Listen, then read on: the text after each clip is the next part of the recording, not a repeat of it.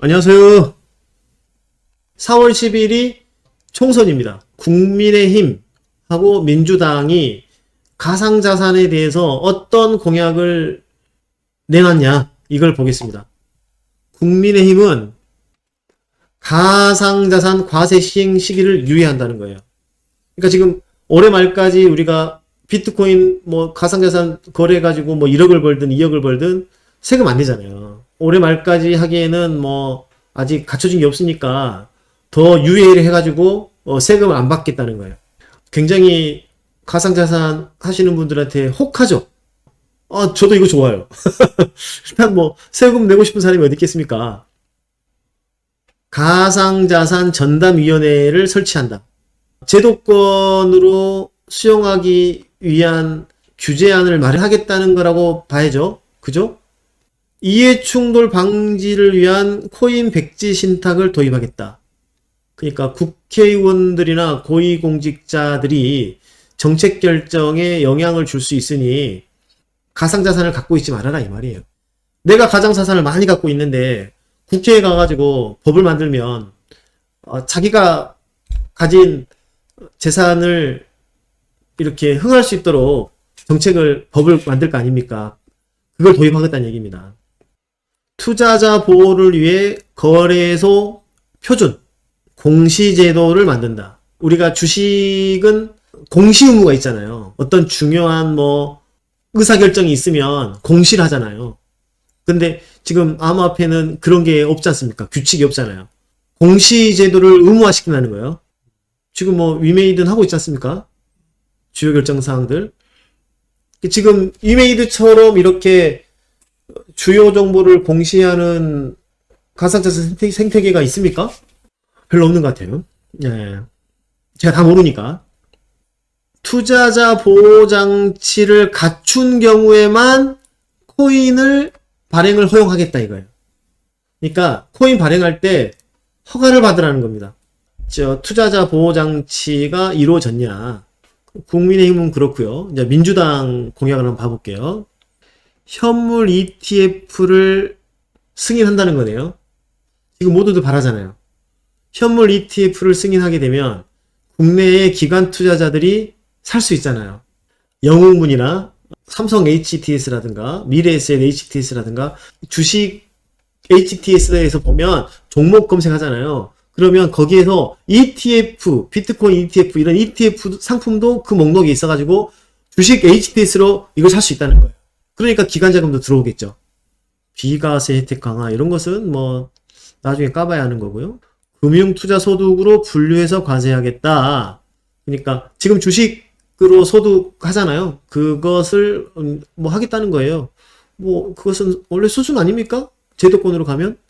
그러니까 주식 우리가 해외 주식 이런 거 보면 250만 원 이상의 수익이 나면 세금을 20% 떼잖아요. 5천만 원까지.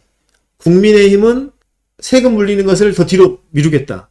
민주당은 5천만 원까지 네가 수익을 거두면 세금을 안 받겠다. 5천만 원까지는. 1년간 투자 수익이 6천만 원이다. 그러면 5천만 원을 떼고 1천만 원에 대해서만 세금을 낸다는 거예요. 그 다음에 2월 공제를 5년간 도입한대요. 올해는 6천만 원을 벌었는데 작년에 1천만 원을 손실을 봤어요. 그러면 작년하고 올해하고 합쳐가지고 5천만 원 소득이잖아요. 그러면 이 통합해서 5천만 원이 넘지 않으면 세금이 없는 거죠. 올해도. 작년에 1천만 원 손해봤으니까.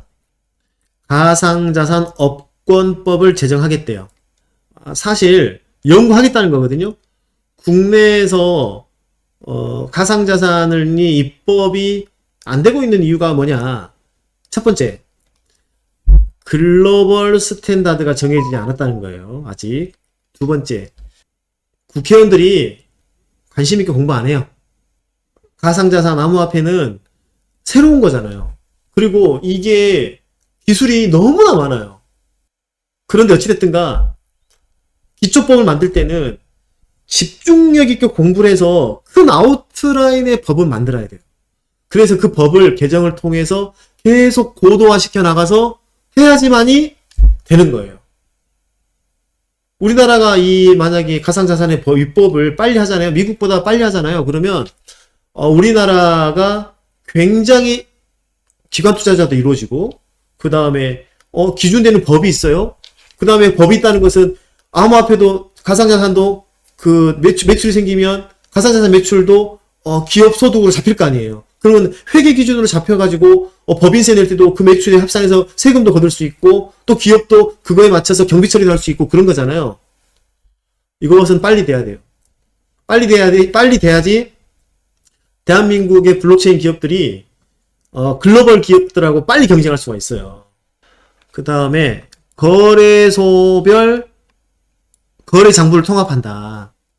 키움증권, 삼성증권, 미래에셋증권, NH투자증권 각자 HTS는 따로 들어가지만 HTS에서 거래되는 거는 다 동일하거든요. 들어가는 관문은 다 다르지만 이것을 거래하는 창은 딱 중앙에 하나 있다는 거예요. 똑같이 움직인다는 거예요. 동시에. 지금 업비트 거래 호가창 다르고 빗썸 거래 호가창 다르고 코인원 호가창 다 다르잖아요. 그래서 차익들이 발생하지 않습니까? 국내 거래소는 큰 차이는 안 나지만 이걸 통합하겠다는 겁니다. 근데 이건 한편으로 이걸 보는 거는 우리나라만 해외 거래소 아까 봤지만 김투가 10% 차이 나지 않습니까? 이거 내용 좋네요. 증권형 토큰 법제화 추진. 우리가 지금 위믹스 투자하고 있잖아요. 위믹스가 증권형 토큰입니까? 아닙니까? 업권법이 정해지면 증권이냐 아니냐도 명확해져요. 그러면 우리가 증권이 되면 망하는 거 아니야? 아닙니다. 증권인지 아닌지를 명확하게 해줘야 되는 거예요. 그러면 그거에 따라서 하면 되는 거예요. 자, 저는 정치 편향을 드러내고 싶지 않습니다. 이 내용들을 보고 어느 당의 가상자산 공약이 더 실효성이 있느냐, 그리고 나한테 좀 더 유리하냐, 이제 이런 거를 보겠지만 크게 찝어서 보자면 시드가 많은 사람들은 가상자산 과세 시행 시기의 유예가 확 땡길 거예요. 내가 1억을 가지고 이렇게 투자를 하고 있는데 암호화폐가 5배, 10배 오른 건 1도 아니니까 몇 억을 벌 것 같은데 그러면 이게 확 땡길 수가 있고요. 내 시드가 한 500만 원이다 이러면은 5천만 원까지 갈 길이 멀잖아요. 그렇죠? 그런 경우에는 가상자산 과세 시기 유예가 되는 게 이렇게 피부에 와닿지 않을 수 있어요. 하지만 분명한 거는 세금을 내야지 권리가 확실해져요.